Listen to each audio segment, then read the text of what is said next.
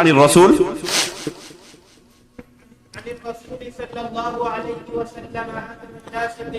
بہت ہی اہم نقطہ ہے یہ جو آخر میں بیان کیا ہے. تقریباً 5-7 منٹ ہے, بس صبر کر لیں. بہت اہم نقطہ انہوں نے بیان کیا ہے. یہاں پر فرماتے ہیں کہ اس دین کی جو حفاظت کرنے والے حقیقت میں علماء ہیں, علماء ربانی. ان کی صفت کیا ہے کہ وہ اس اصول پر ہمیشہ قائم و دائم رہتے ہیں, اس سے سمجھوتا نہیں کرتے. جو منہج بیان کیا گیا اب تک, اس منہج سے کبھی کمپرومائز نہیں کرتے, کوئی سمجھوتا نہیں کرتے. لا تأخذ احدهم فی اللہ لومۃ لائم. ملامت کرنے والے لاکھ ملامت کرتے رہے, انہیں کوئی پرواہ نہیں ہوتی اس ملامت کی. ان کی طرف نظر اٹھا کر بھی نہیں دیکھتے کہ لوگ ہمارے بارے میں کیا کہہ رہے ہیں, کیا سوچ رہے ہیں. اس دین کی حفاظت کے لیے ہمیشہ سینہ تان کر کھڑے رہتے ہیں.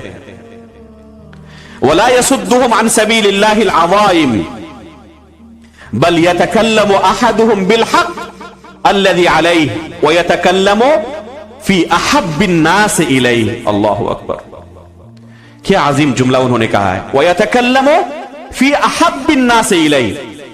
اگر اس دین کو کوئی بدلنا چاہے, اس دین کے اندر کسی باطل اور بدعت کو شامل کرنا چاہے, کسی فتنے کو اٹھانا چاہے, تو اس منہج پر جو قائم علماء کرام ہیں, یہ ان کے سامنے سپاہی بن کر کھڑے ہو جاتے ہیں, مجاہد بن کر کھڑے ہو جاتے ہیں.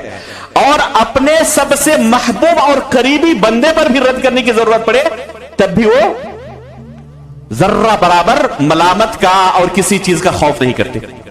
اپنے سب سے محبوب بندے پر بھی اگر رد کرنا پڑے, اور کوئی ایسا محبوب بندہ بھی اس شریعت کو بدلنے کی کوشش کرے, کسی بدعت کی طرف لوگوں کو دعوت دے, تو اس پر بھی رد کرنے سے یہ پیچھے نہیں ہٹتے. فرماتے ہیں بل یتکلم احدهم بالحق الذی علیہ. اس امت کے جو علماء ہیں, علماء حق ہیں, جو حق ہے اسے کھل کر بیان کرتے ہیں ڈنکے کی چوٹ پر. ویتکلم فی احب الناس الیہ.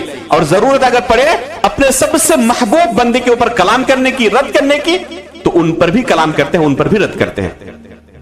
اور یہ عین واقع کے مطابق ہے. آپ پوری تاریخ پڑھ لیں سلف صالحین کی, آپ پائیں گے کہ اسی منہج پر وہ قائم تھے. صحیح مسلم کے مقدمے میں آپ لوگوں نے پڑھا تھا, زید بن ابی انیسہ الرہاوی اللہ کا موقف اپنے بھائی کے تعلق سے کہتے تھے. یحییٰ بن ابی انیسہ جو کذاب تھے, لا تأخذوا عن اخی, اپنے بھائی کے سلسلے میں کہتے تھے, لوگوں کو تنبیہ کرتے تھے, صرف ان کے اوپر رد نہیں کرتے تھے بلکہ تحذیر بھی کرتے تھے. لا تأخذوا عن اخی, گرچہ وہ میرے رشتے میں بھائی لگتے ہیں, سگے بھائی ہیں, لیکن ان سے تھوڑا بچ کے رہنا, وہ تمہیں فتنے کے اندر مبتلا کر دیں گے, بدعتی ہیں, کذاب ہیں, وہ تمہیں صحیح شریعت نہیں دیں گے. علی بن مدینی رحمہ اللہ, نام جانتے ہیں نہیں جانتے؟ ان کو کسی نے پوچھا ان کے والد کے سلسلے میں کہ آپ کے والد کی کیا خبر ہے, ان سے دین سیکھ سکتے ہیں نہیں سن سکتے؟ تو انہوں نے اپنا سر جھکا لیا اور کہا کہ کسی دوسرے کو یہ سوال پوچھے, مجھے نہ پوچھے. تو اس شخص نے کہا نہیں, مجھے آپ سے ہی جواب چاہیے, کسی دوسرے سے نہیں جواب چاہیے, آپ بتائیں. تو پھر سر اٹھایا انہوں نے, اور اس کے بعد سر اٹھانے کے بعد کہا ھذا ھو الدین ابی ضعیف. اس دین کا تقاضا یہ ہے کہ اپنے باپ کے سلسلے میں بھی میں حق ہی کہوں. سن لو, میرے باپ ضعیف ہیں, اعتماد کے لائق نہیں ہے کہ آپ ان سے شریعت حاصل کریں.